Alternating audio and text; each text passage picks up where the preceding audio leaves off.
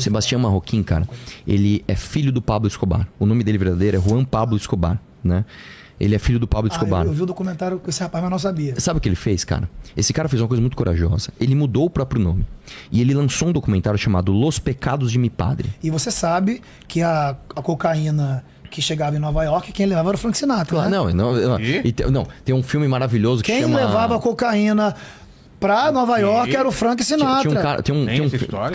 Calma. Ele sabe que não é mentira minha. Em Doses Cavalares tem um filme maravilhoso chamado Profissão de Risco com o Johnny Depp, que conta a história, inclusive, do maior traficante dos Estados Unidos, que era... que eu não lembro o nome dele agora, cara. Que não tinha um cabelinho, usava uns óculos escuros, que ele ia direto... Ele ia direto lá no Pablo Escobar, pegava, ia com o piloto e levava lá. Esqueci o nome. Sei quem é. Olha o que esse cara fez, velho. Ele fez um documentário chamado Os Pecados do Meu Pai e basicamente influenciou milhões de jovens a não seguirem o caminho da glorificação do tráfico. Aspas dele aqui, tá? Como membros da família Escobar, temos que assumir a responsabilidade pelo que aconteceu e pedir perdão por tudo que a Colômbia sofreu por causa dos crimes do meu pai, disse a Reuters. Ele disse, outra aspas dele, ele viu o Narcos, a série Narcos do Netflix, e falou o seguinte: hoje é um culto à violência, para a qual colaboram as séries feitas sobre meu pai. Não me oponho que se conte histórias, mas sim que se glorifique os crimes e se mostre o narcotráfico de forma glamurosa. Isso confunde os jovens. As séries converteram um herói e têm instalado nos jovens a ideia de que o narcotráfico é cool. Eu gostaria, cara, de verdade, velho. Se isso fosse possível, devia um Oruan fazendo isso. Falar, eu vou negar o glamour que se tenta vender da história do meu pai. Eu não vou ficar falando que meu pai... Não, eu vou falar que meu pai é um criminoso, que a história dele não deve ser replicada. Mas você não ia ser muito louco? Isso falando sério, cara. Mas você não concorda comigo? Que eu até fiz uma anotação, né, que tudo tá no controle das narrativas. Com certeza. Aqui, ó, Clóvis Mouras é um sociólogo que tem um livro maravilhoso, O Negro, de Bom Escravo a Mau Cidadão. Clóvis Moura denunciou o negro, historicamente, foi transformado em símbolo da marginalidade. Tudo que o negro e o pobre fazem é rotulado como vadiagem, ilegalidade ou coisa sem futuro. Lima Barreto também tem um outro livraço, que é O Triste Fim do Policarpo Quaresma. Sim. Lima também expõe preconceito de classe. Naquela época, os jovens que tocavam violão, por exemplo, eram tratados como desclassificados, desagradáveis e vagabundos. Tudo tem o poder da narrativa. Agora vamos falar do caso Pose, tá? Arthur, sou verdadeiro contigo. O Pose veio da vida do crime, né? Como muitos meninos vieram, né? Ele canta proibidão, como outros cantam, como, querendo ou não, já cantei, né? Hoje a minha forma de cantar proibido é diferente. Hoje eu bato mais na crítica social. Eu não coloco o que acontece dentro da favela, e sim o que acontece fora e por que vem para dentro da favela, né? Mas o meu ponto é esse aqui, ó. Isso aqui estava guardado. O meu questionamento é a forma como o Pose foi abordado, o carnaval mediático que fizeram, o silêncio absoluto sobre outras coisas muito mais graves que aconteceram no país. Vamos lembrar de alguns aqui, ó. O primo do deputado, preso com 30 quilos de cocaína. O que aconteceu com ele? Ninguém fala, ninguém sabe nem quem é. Mas claro que fala, cara. O senhor, notícia tudo quanto é lugar. O senhor do... Uma coisa não anula a outra. Diferente, eu quero que todo mundo se foda. É diferente a forma que o Pose foi tratado.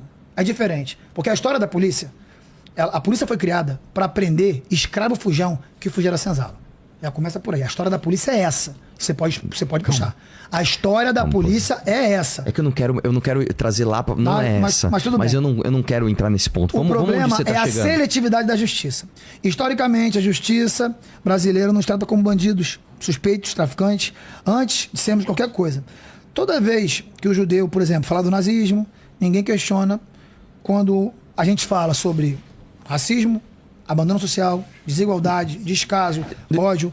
Deixa eu perguntar uma coisa pra você. Tudo é mimimi, lacração. É uma pergunta, não é no confronto. Tá? Tô perguntando uma boa. Ô Smith, deixa eu te falar uma coisa. Você concorda comigo que o racismo é um problema no Brasil? Mas é o que você tá apontando. O que você tem que entender é que o que nós estamos pedindo, nós estamos gritando pelo direito da igualdade. Porque, meu amigo, se a gente fosse... Não tô falando só eu, não. Eu tô falando todos os favelados que são lesados pela polícia todo dia. Todo dia. No Brasil. Todo dia. Se a gente fosse querer justiça, ia dar ruim. Deixa eu te perguntar uma coisa, cara. Eu tô falando, calma. Se nós, favelados, deixa eu te perguntar uma coisa. Nós só queremos igualdade. Mas se nós fôssemos brigar... Smith, você não é favelado, justiça. Smith. Você não é favelado. A favela pode... Eu posso ir embora cara. da favela, mas a favela nunca vai embora de cara, mim. mas vamos trazer para hoje. Vamos trazer um debate que você traz que é importante. Você concorda que o racismo é um problema no Brasil? Você concorda comigo? É óbvio. Você concorda comigo que uma pessoa deve ser impedida de cantar músicas racistas ou não? Por exemplo, se eu vier aqui e fizer uma música falando eu sou racista mesmo e tem que matar preto e papapá, você acha que eu tenho que poder cantar essa música ou eu tenho que ser preso? É uma pergunta sincera que eu tô te fazendo. Você abordou um caso muito interessante. Você fala das nossas músicas. Eu tô perguntando só pra você. Sim, o que você acha? E eu vou te falar uma outra coisa, que é um ponto muito importante. O caso Léo Lins. Você acha... Uma coisa é o cara fazer piada.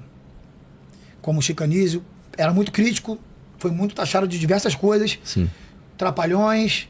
Mas a forma que ele aborda os assuntos, de falar, querendo ou não, do preto, da criança...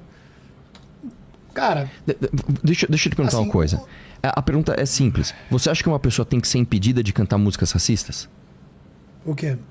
Vamos lá. Você acha que uma pessoa tem que ser impedida de cantar músicas racistas?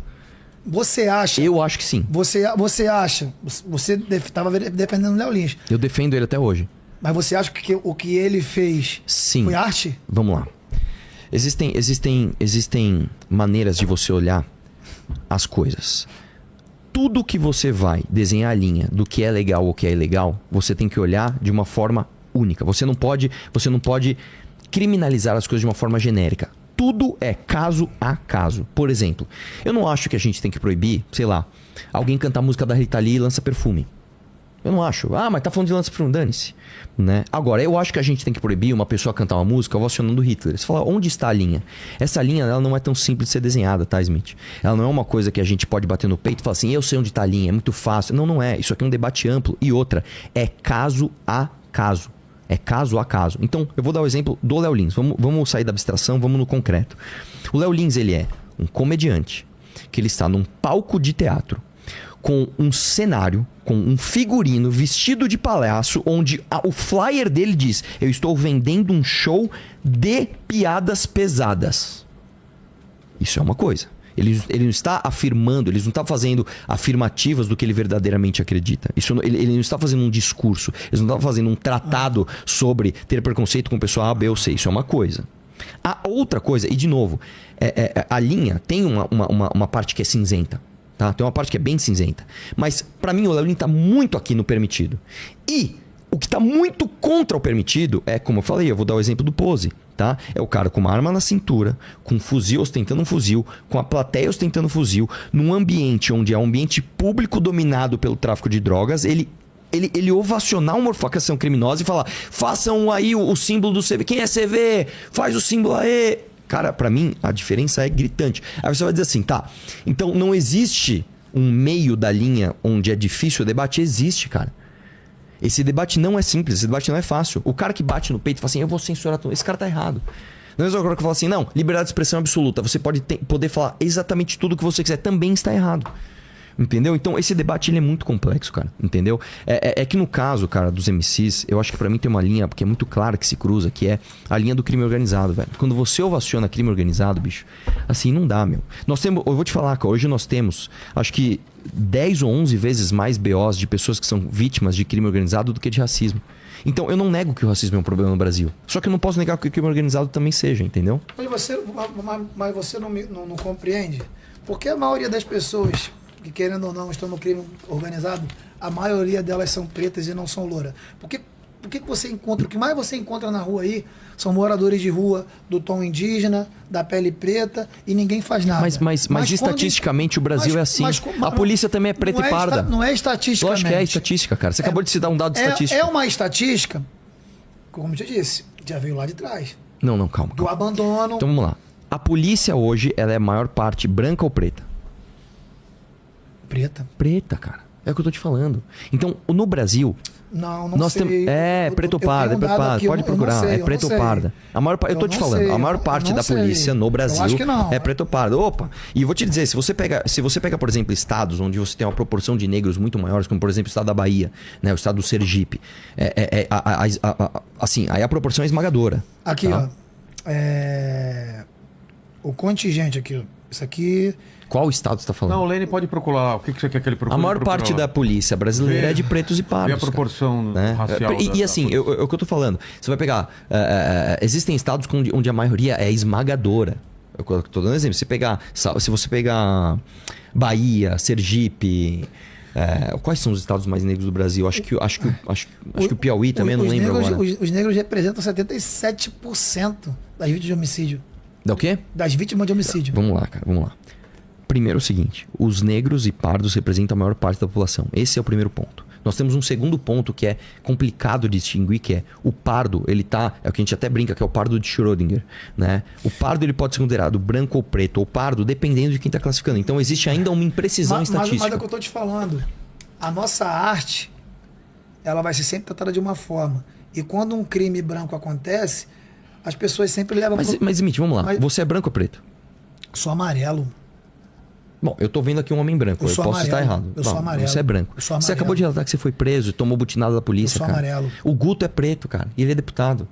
Então, é óbvio que a gente pode aqui trazer uma série de dados estatísticos, só que não dá pra você dizer que a polícia só mata preto, ou só prende preto, ou que o cara, quando é branco, ele fica impune. Eu acabei de falar pra você, eu sou branco, cara, eu me considero branco. Se eu tivesse com um fuzil aqui, igual a MC Pose do Rodo estava no show, eu sairia daqui preso, cara. Não, então os crimes... Tô vindo pra cá, né? Então, os crimes de opinião... Os crimes de opinião dos brancos são aceitáveis e dos negros devem ser descriminalizados. Não existe crime de opinião. No Brasil não existe crime de opinião. Só que assim, cara, eu queria mostrar... né? Coisas, fica à vontade, cara. Manda bala. Beleza. É áudio ou vídeo? Áudio. Eu trouxe áudio pra botar aqui, que até é mais prático do que falar. Bota ali, coloca aqui. Então... Vai que de áudio eu entendo, mano. Manda a brasa. No ponto. Senão Posso uma pergunta. Posso passar os dados aqui dos policiais? Manda lá. É o seguinte, ó, os brancos são 56,8% do efetivo. É o que tá aqui. Não, E foram vítimas de 34,5% foram vítimas de homicídio. É isso aí. Já os negros são 42% do contingente, com mais 62,7% de todos os assassinatos. Existe um problema estatístico. Os policiais negros, mesmo sendo a maioria, são os que mais morrem no país, é isso? É isso. Então é isso. Não sendo a maioria. Aqui, ó. Enfim. Tá. Enfim. Manda. Vamos lá. Uma pergunta aqui pro... Ele falou, se inclui pardo, vai pra 55. Né? Que eu tô te falando, o problema tá justamente nessa classificação do pardo, né? Pode falar aí, pode falar. Pode falar? A pergunta é pro Arthur. Né? Uma pergunta pro Arthur, tá? Na sua visão, leis como a proposta da lei anti-Oruan são legítimas ou podem abrir precedentes perigosos para a censura? Como diferenciar entre apologia ou crime e uma crítica social ou retrato artístico da realidade? Vamos lá, novamente. Especificamente o projeto de lei anti-Oruan, ele é um projeto de lei que ele é administrativo. Isso é a primeira coisa que tem que deixar claro. O projeto de lei anti-Oruan, ele não visa proibir o discurso, o que eu discordo, acho que deveria, mas isso é um outro passo. O projeto de lei anti-Oruan é um projeto somente administrativo. Vamos lá. Isso pode derivar para a censura? Sim. Qualquer tipo de restrição de liberdade de expressão pode derivar para a censura, por isso é um debate tão difícil. Tá aqui a câmera, né? Eu tô perdido, né? Tá aqui. Por isso que é um debate tão difícil. Isso não é uma coisa simples. Eu não posso simplesmente chegar aqui e falar assim, nós vamos acabar com todas as músicas que fazem qualquer tipo de menção à droga. Fudeu. Você não pode, sei lá, o Gabriel Pensador cantando Cachimbo da Paz, ele tem que ser preso. Sei lá, não é. Por isso que é sempre assim. É sempre você tem que analisar caso a caso e entender o contexto. Outra coisa, quem é que vai dizer o que é crime ou não é? Não é o Arthur, não é o Smith, não é o Vilela. É a sociedade, através de um debate que já houve, antes de eu nascer, que criminalizou a apologia ao crime. O juiz não morre? Mais ou menos, porque o juiz, ele, teoricamente... Você já percebeu que a maioria dos juízes, todos eles, são pessoas altamente de privilégio? Eu vou te falar por quê. Claro, o cara, para ele ser juiz, ele teve que estudar muito. E para ele estudar muito, geralmente ele teve que ter uma família que deu condições dele não precisar trabalhar para estudar. E eu vou te dizer mais, Smith, esse aqui é uma seara que a gente denuncia bastante, porque a esmagadora maioria do Poder Judiciário do Brasil, inclusive do Ministério Público, etc., tem um pensamento diferente do que a gente tem. Eu sou um cara mais à direita. A gente entende o Poder Judiciário como um poder mais à esquerda. Quais são os mecanismos institucionais que nós temos para evitar isso? Você vai para a primeira instância, que é um juiz, depois você recorre para uma segunda instância, que é um colegiado, depois você tem outras instâncias, etc, etc. É perfeito? É claro que não. Mas é o mecanismo que nós temos hoje e de todos os países civilizados e democráticos do mundo para ser feito assim. O que eu acho que a gente tem que fazer, cara, aí é uma coisa que a gente pode até entrar num outro debate. Nós precisamos educar principalmente os jovens do Brasil na educação fundamental e básica, que é onde a gente falha, para que ele tenha condições de prestar um vestibular e entrar junto com o filho do playboy numa faculdade pública. Porque não é isso que acontece hoje. Mas desde a história, quando você fazendo... Quem começou, no caso, a dar aula? Os padres, os burgueses. Desde aquela época. Não, Jesuíta. Sim. Não, mas os jesuítas aqui, eles catequizaram a gente de uma forma errada. Tá? Eles faziam as pessoas pretas e indígenas renegarem as suas crenças, a mão de ferro, com o feudalismo. E dizendo Não, é outra coisa, calma, é outra coisa. Não, não mistura. sim. Vamos lá, vai. Mas volta pra cá. Tá.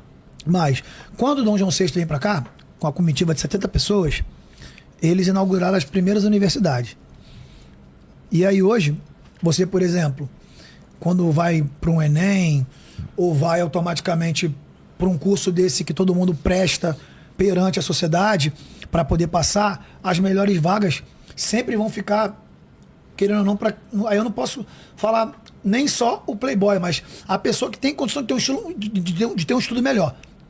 Ela vai sempre ocupar o lugar da meio. Claro, exceções acontecem. Na maioria das vezes, a cada dia que passa, tem mais minas pretas, homens pretos, sabe? Conseguindo o seu lugar ao sol. Claro, tá a maior prova aí o ministro que era o tribunal. Rapaz, qual é o nome dele? Rapaz. Você tá falando do presidente do STF, o cara, que falavam que ele era o Batman negro. Como era o nome dele mesmo? Caramba, esqueci o nome. Joaquim Barbosa. Claro. Joaquim Barbosa. O cara foi virar juiz quase com 70 anos de idade. Saca? Só que dentro da escola já é uma coisa que não é só educação. É uma coisa que tem que prezar o quê? Na alimentação. Porque na maioria das vezes, muitas vezes, eu ia pra escola não por conta da matéria. Eu ia por conta da comida. Olha só que interessante que você falou. Mas isso é interessante. Mas aí é um assunto a gente concorda nisso. A gente concorda nisso.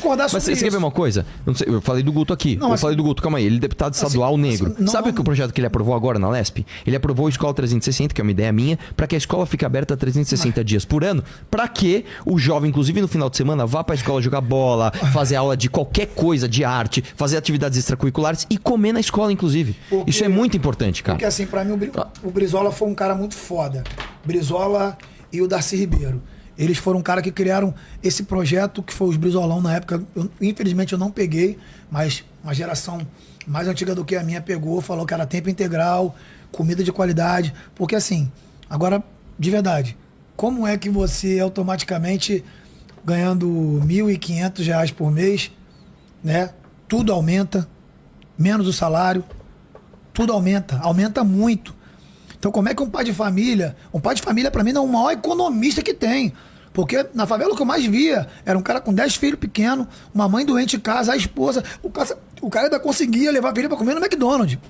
Eu falava assim, mano, o que esse cara tá fazendo? Esse cara tá espremendo dinheiro para ver se salga um caldo. Então, mas vamos lá. Já o primeiro, já tinha que ir lá em cima tirar todos os impostos, juros e taxa para os empresários. Entende?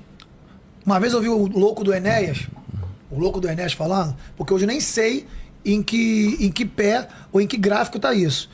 O Enéas falava que na época o país no mundo que tinha a maior porcentagem de juro era a Grécia. Isso era em 95, isso eu estou falando só... Sim. Era 16%. O Brasil na época era 19%, mas não anual. Mensal. Só tô preocupado que o seu tempo tá acabando. Então, vamos para a última pergunta para ele. Qualquer coisa eu cedo meu tempo um pouco para ele. Você cede? Então, manda a pergunta para ele e ele já usa para usar o áudio também. Já deixa no ponto, então. Tá? O Fábio Waker mandou o seguinte aqui. Ó, pergunta... A última pergunta foi duas para ele e agora é a última dele. A última dele, O Fábio Waker perguntou o seguinte. Pergunta ao MC Smith a música Surubinha de Leve, refrão. Taca a bebida, depois taca a pica e abandona na rua, do MC Diguinho. É apologia ao crime ou só está narrando um fato? Foi deletada do Spotify e é odiada por feministas. E o pornô chachado? E os filmes pornô? Porque... Mas só aí você Não, eu tô dando exemplo. Sim. Tá? Eu tô dando exemplo aqui. Sim. Porque se for pra poder tirar as músicas que fazem assédio à mulher, então vão ter que... Só uma dúvida, foi vocês que tiraram ou foi Não, ordem nem judicial? sei, Foi alguma eu coisa? nem sei, eu Também não sei o que aconteceu. Porque essa música nem minha é. Entende? A música nem minha é. É do Diguinho. É. Mas, por exemplo, ali, mais uma vez, ele tá contando uma vivência com uma parceira que automaticamente tá ali.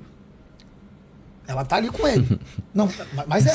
Cara, Não, desculpa. Eu não tô falando nada. Por exemplo, eu sou um É cara... muito engraçado que ela automaticamente tá ali. Como é que a ó. pessoa tá lá automática? Não. Eu não consigo entender isso. Se a pessoa... Eu tô tá ali, zoando, tô o cara brincando. não vai forçar Desculpa. ninguém. Eu O cara sei, não vai tô ser brincando. estuprador. O cara não vai ser estuprador, desculpa.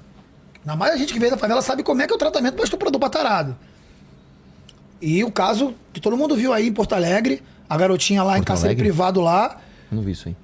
que o senhor lá, o ancião, guardava ela dentro de um buraco, e ela gritando. Quando acharam, meu irmão, o povo mesmo lixou ele.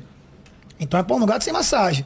Eu já cantei em swing, eu e o falecido Mr. Catra, em vários, festa LGBT, eu já cantei em festa de bicheiro, eu já não só cantei em favela de comando, como já cantei em favela de terceiro. Eu sou um cara, já cantei em festa de polícia.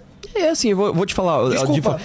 Eu pessoalmente, cara. Desculpa. Eu nem vou por esse Eu lado sou um cara- moralista, porque eu acho que a pessoa no seu tempo livre ela faz o que ela quiser. Papo de bandido Se é- for consentido, irmão, faz o que quer. Quer transar, quer dar bunda, faz o que é adulto, é consentido, faz o que Mas quiser. se vocês pegar, por exemplo, tem música do Chico Buarque, tem uma porrada de música. cara, tem- Por exemplo, puta, os exemplos são inúmeros, Libera inúmeros. o tom que eu te dou 10 conto. Tem uma porrada de música, irmão.